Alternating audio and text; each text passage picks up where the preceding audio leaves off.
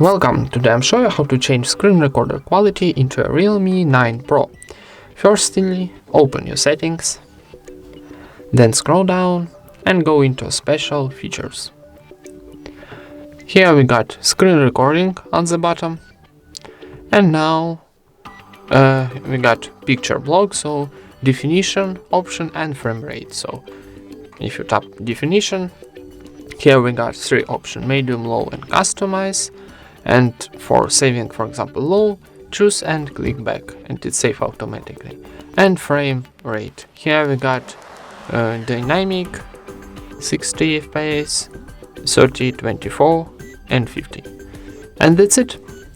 Thank you for watching, leave thumbs ups and subscribe to our channel.